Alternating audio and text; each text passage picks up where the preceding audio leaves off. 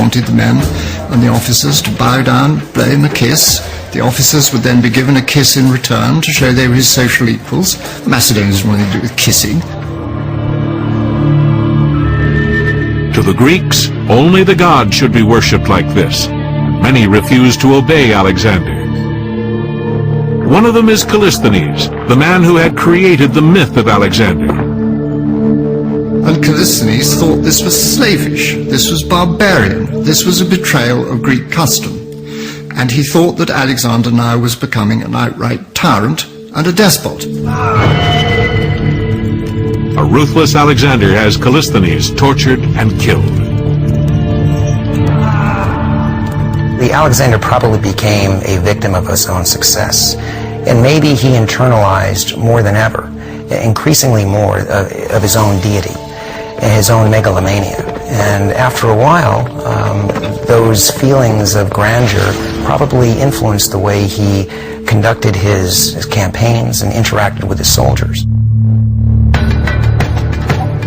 By the 8th year of his campaign, Alexander has conquered Egypt, Persia, and the peoples of Central Asia. Alexander's empire stretched from Greece to Afghanistan and covered nearly 2 million square miles. Now he heads farther east to the ends of the known world, where the exotic and mysterious land of India lies. He would have gone east.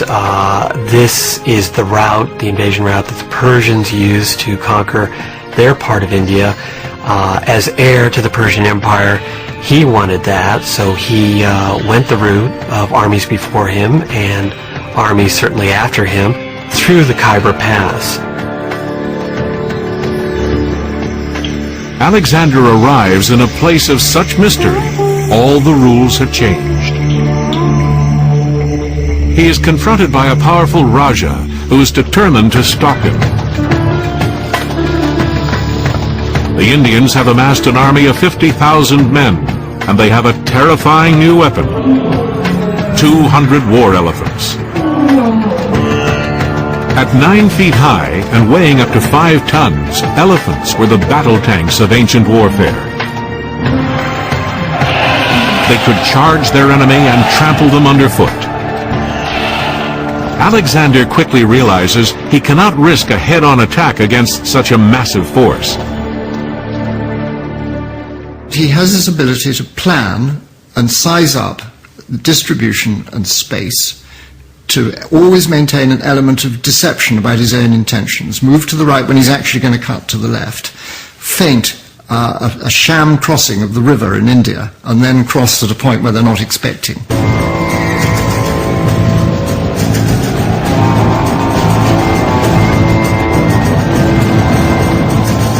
With this surprise attack, Alexander's men used their long spears to rile the elephants. In the middle were the elephants being enraged by the spears and the arrows that were piercing their hides. Now, in that situation, the elephants, frenzied with fear and pain, turned on the Indians as much as they turned on the Greeks.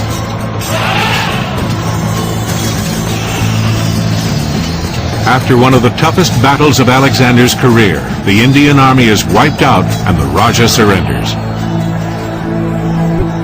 But in a surprising move, Alexander is so impressed by his bravery, he gives the Raja back his kingdom. The legend of Alexander is now firmly rooted in Indian soil.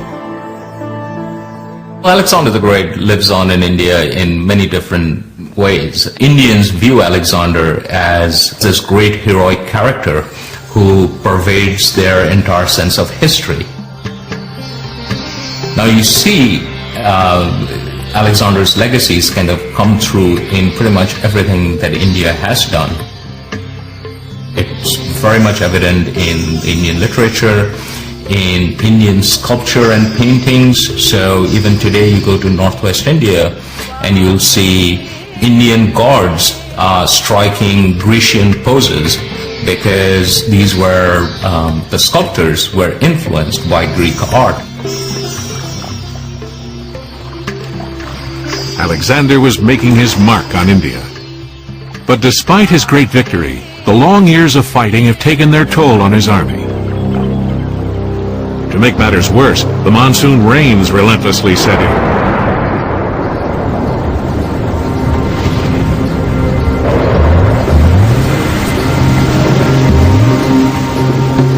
It would be psychologically terrible for the men from Macedonia because they had never known anything like it.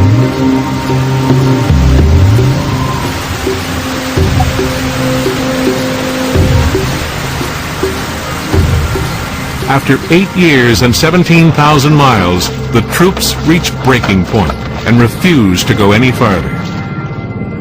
Alexander has lost his first battle against his own men. He has no choice but to turn back. But just think of it, here he was going to be, before he was 30, standing, he believed, at the point where the world ran out into a vast great sea of water. And he was going to stand and look out, and he was going to sacrifice to the gods that his divine father had told him to sacrifice to. And he was going to think, back in your hole, Philip, you never got so far. Oh, come on, it's egocentric. But what a name, what a name. And they'd gone and denied it. Wimps. Alexander takes the long way back to Persia, leading his troops on yet another epic march. This time through the barren wasteland of a desert, one of the driest places on earth. Why Alexander came this way is a mystery. Perhaps it was to punish his men for not following him to the ends of the earth.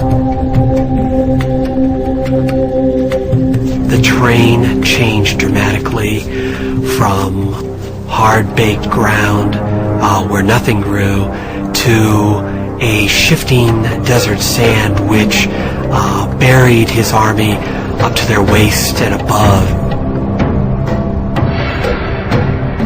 Thousands die from sunstroke, thirst, and exhaustion. Less than a third of Alexander's army survive. He thought that he could conquer anything. So far, he had conquered everything in his path. And he thought he could handle it. And he was wrong. And while it is the worst disaster of the entire campaign, it's still a marvel that they crossed at all. They never really quite knew towards the end what Alexander would do next.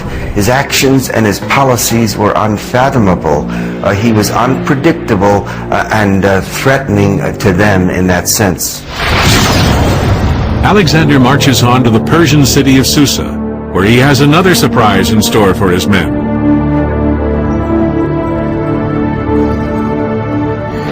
He commands nearly 100 Macedonian officers to take Persian brides. These marriages were meant to stay in place. They were meant to go and inseminate these women and produce endless number of hybrid Macedonian Iranian children who are going to be the princes of the future.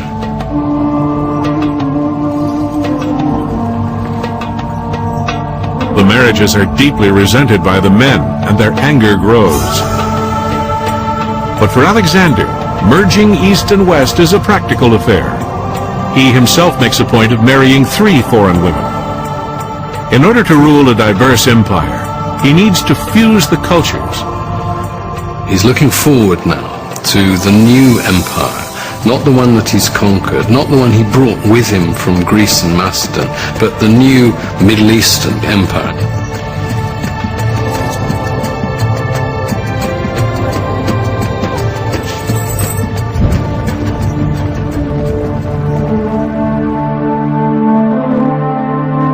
Alexander marches his army back to the new seat of his empire, Babylon.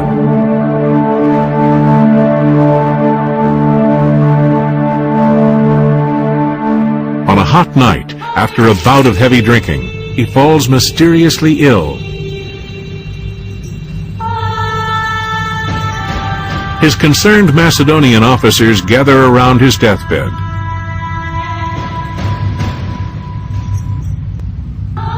After 11 feverish days, he dies at the age of 32.